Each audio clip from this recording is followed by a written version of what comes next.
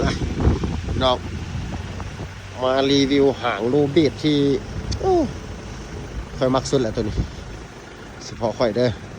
หางแก้ทั่วไปนี่ซีเผานี่ตัวนี้แหละแม่นอยู่เวียดนามเลยแม่นเขาใส่แล้วแม่นรถ200เลยแม่น5 คันเวียดนามเขาแก้ได้หางแบบนี้เลยแหละ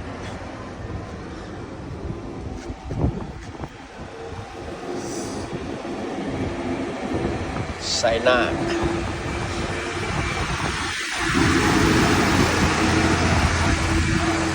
คอ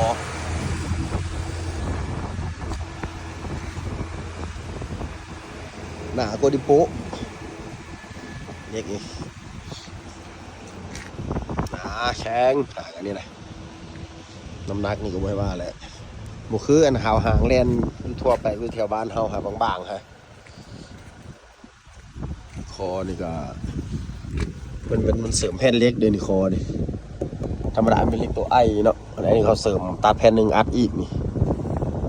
อัดเส้นหนึ่งอัดนี่อีกเวลาเขาใส่รถเขาสิใส่คันหนึ่งหย่องอยู่คอนี่อีกสายมัดเบิ่งขอบข้างไป30 เซนขอบข้างนี่เล็กตัวยูแล้วเป็นตัวไอเป็นเล็กตัวไอนี่มีปีกนี่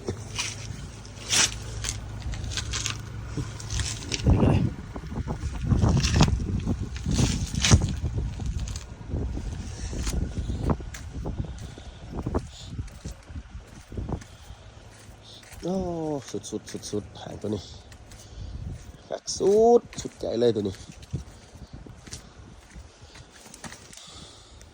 ปล่อยเบรกมือว่ะ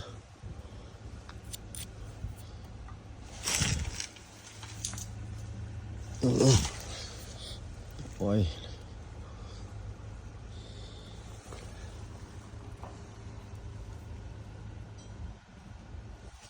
เบรกมือแต่ว่าสัญญาหลักตัวพี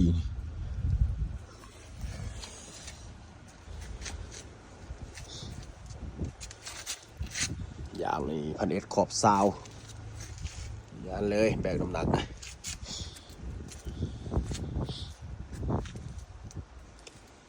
สีเผา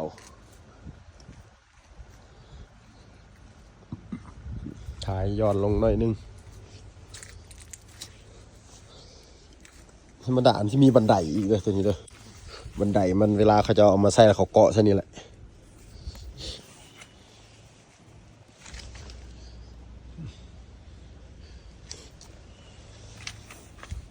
เสื่อมใส่ไปดึง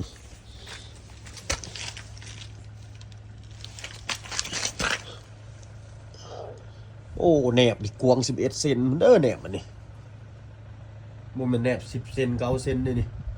โอ้มันกว้าง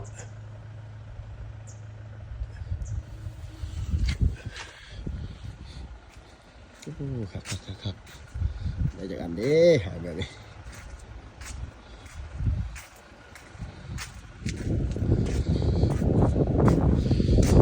โอ้สักได้ด้วยหายถอดออกให้มันยาวได้ตัวมองกันสวิกลมเมื่อกี้เนี่ยมันเป็นตัวปลดล็อกกันนี่แหละนี่สักยืดได้นี่